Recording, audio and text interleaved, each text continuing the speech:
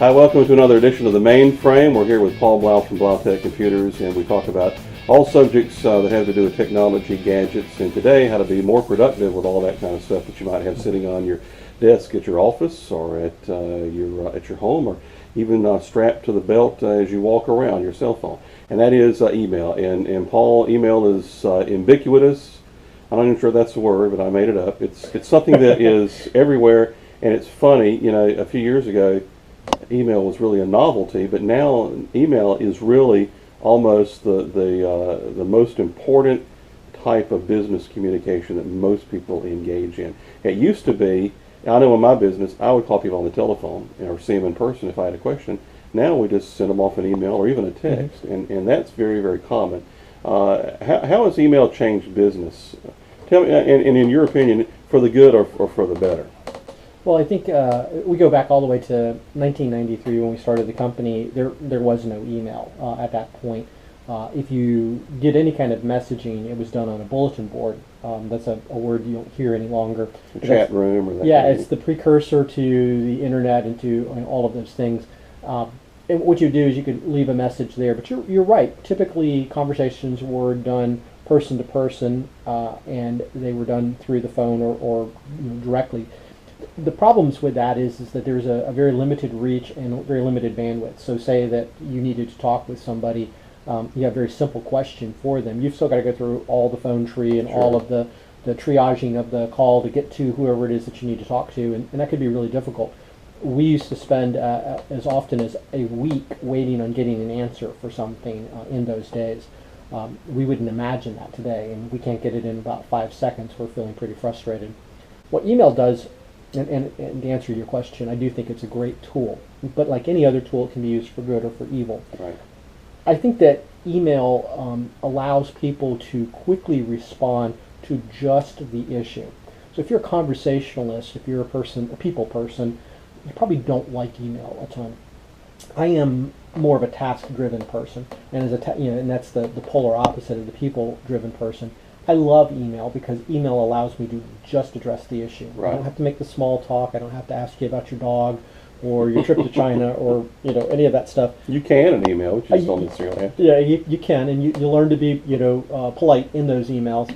But you're going to get just to the issue. So I ask a quick question, I get a quick response.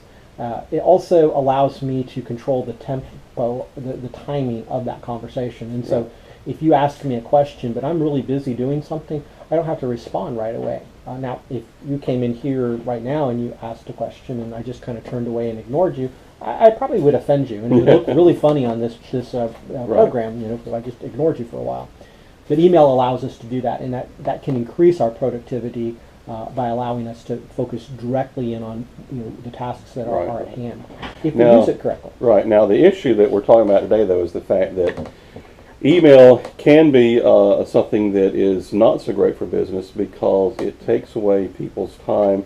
A lot of times they spend emailing that has nothing to do with business. It opens up another channel for outside communication that can take away from people's productivity. In fact, I read a recent survey that said something like 20% of a person's time during the day is spent doing other things besides their actual business responsibilities. Yeah. It might be on Facebook, it might be on eBay, it might be responding to Twitter or those kind of things, or sending emails back and forth with cousins, friends, wives, whoever.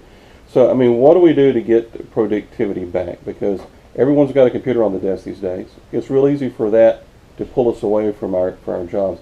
How do we get productivity back in our business when it comes to email? Right. So let's also make sure that we define correctly where emails come in at. It's not just on their desk. It's also going to be right here on the cell phone as well. Right. And so we've got a lot of points of interruption that can come into play. And if you worked with the younger generation at all, you'll notice that if you have a sit-down meeting at a conference table, anybody that is in their early 20s, mid to early 20s, they're going to want to text while they're having that meeting. And so you're talking with them, and to me, and maybe because I'm old school and I'm getting old, Jeff, I don't know, but to me it's rude. Yeah. You should be, if I'm sitting here and I'm texting away, I don't think that's a good etiquette. Yeah, but some experts say that multitasking actually frees up your brain to listen.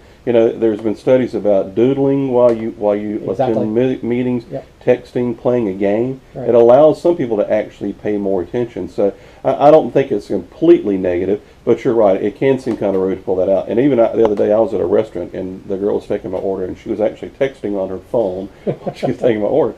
And the new generation doesn't even think anything about that. Right. That's just normal activity.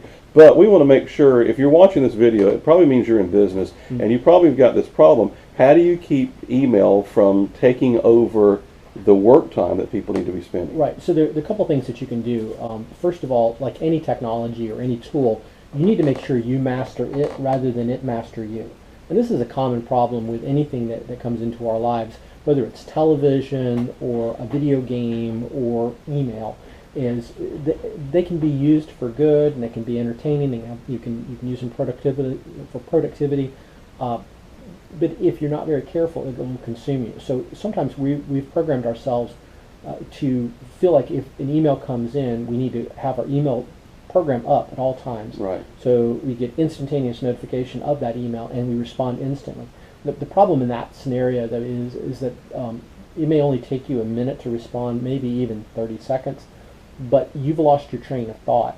And studies have showed it can take, depending on what you're doing, it can take as long as 15 minutes to get that train of thought back. And so Right. that one email interruption may have a 15-minute efficiency impact on you. Right. And that's a pretty huge thing. So a couple tools that can, first of all, let's eliminate all unnecessary email.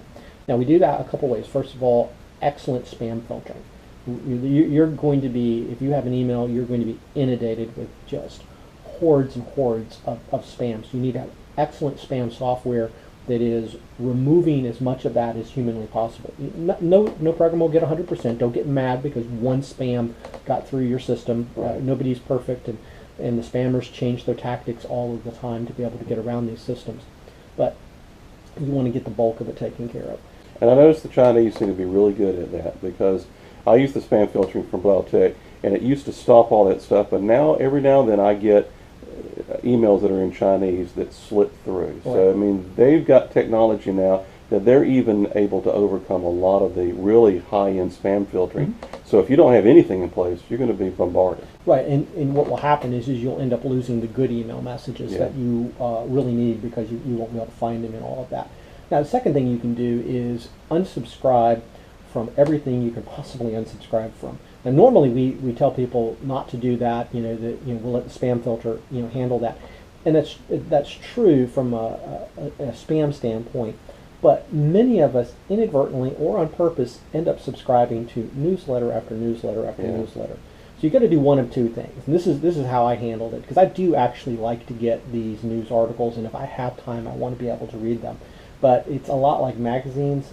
I have all the great intentions of reading those magazines, but usually when they get about the stack gets the height of the door, it's time for me to throw them away and realize I'm not ever going to have time to do that. So He meant to say recycle. That's what he meant. This is true. This is true.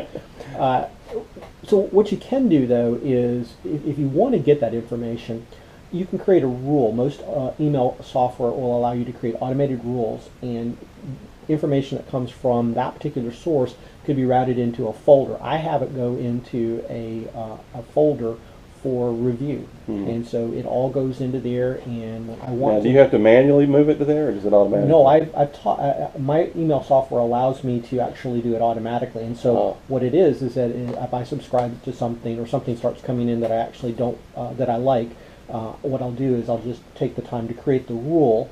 Very simple thing to do in Outlook in particular. Create the rule and let it flow automatically into that folder, and then I trained myself to only look at that folder if I have extra time. If I got my tasks done, I'm not quite sure what else to do, or I need a break. Maybe I've been doing something really, really productive, and that's something that we should point out too, is that we want to give people the maybe 10 minutes, 5 to 10 minutes every hour or so to get away from whatever it is they're doing. Right. You'll actually get more productivity out of them than if you're a slave driver and don't want to let them go to the bathroom or make any. You're going to get less efficiency out of them. At our company, we're very protective of a 40-hour work week, for example, and one of the reasons is that we have personally observed, I've read plenty of articles on this too, about how less efficient you get after 40 hours. you just get tired. You just wore out, and that's when you start making mistakes. And we Right. certainly in our industry don't want to make mistakes. I'd rather hire additional staff to be able to support that. Email is, in that same sense. You could use email. Occasionally go into there to look at what's going on in your email to give yourself a break from Right, whatever right. else that you're doing. So one of the ways to train that is that, and I've heard this, is that you close your email down, Sure. and that you take at 50, say 55 minutes past the Mhm. hour, 5 minutes till the top of the hour, you spend 5 minutes on email. And that's it. And then you close it back down Right. for 55 minutes or whatever, you do something else. You only check it one time an hour. Right, and then what I'll do is I have 3 primary checkpoints, and that is when I first get in the morning.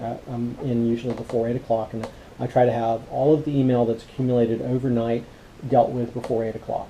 And then I will check it again at around lunchtime, just before I go to lunch, and then I'll check it again at the end of the day. And those are my 3 major checkpoints throughout the day. You also have to kind of teach people that if you send me an email, don't expect I'm going to instantly respond. Because I have had occasions where somebody would send me an email and I didn't respond for an hour, and they were mad. Mm. And it's an unrealistic expectation I think that sometimes we have, is that people are just sitting there looking at their email, waiting for your Yeah. email to come in. And maybe we should treat email like we do a letter. Absolutely. You write a letter, and it gets there the next day. So, I Right. mean, if you're writing an email, give people 24 hours or so to at least to look at it. And most businesses have a way for emergency contacts to happen. And what we try to teach our clients to do is we actually have an address, help@bloughTech.com, that goes to a monitored service board, so that if you have an emergency, if you'll send it to that, somebody is going to see that in just a Right. matter of minutes, and they'll respond appropriately. But if you send an email, and this is why we don't even like them to send emails directly to a technician, or if you send an email to me, which happens more often, I almost always will reply back, hey, I appreciate that you sent your service request in to me. I have passed that on to the service department. We'll get on it right away. Right. However, in the future, please don't send these things directly to me, or at least CC me, and make sure that you're sending them directly to the monitored email, because we want to respond quickly. Yeah. And if you teach people, you teach your clients, kind of how to work with you, they'll understand that. All right, so the last thing, and we got a couple minutes here, the last thing I want to touch on is, are there some tools that business people can put into place to kind of try to keep people away from spending their day on Facebook? Yeah, so social media interactions are definitely issues, and one of the things, just like with email, social media, Facebook, things like that, can be really powerful business tools. But what we do oftentimes at our business clients is that we will actually put in a block that will prevent people from accessing Facebook from within the organization, either completely. Maybe we leave the marketing person open to do it, or the owner open to do it. We can do that selectively. But something else that we do occasionally for people is that we will shut it down from 8 o'clock to 12 o'clock and turn it on from 12 to 1, so that during their lunch hours they can do Facebook. So you can do that? I can do that, and we Wow. can do it automatically. So you just tell us the rules, and we create those rules, and then we don't even have to do anything else for that. We've got equipment here that automatically turns it on, turns it off, and takes care of all of that. Well, if you're having that kind of problem in your business, and a lot of businesses really do struggle with that, then call the folks at Blough Tech.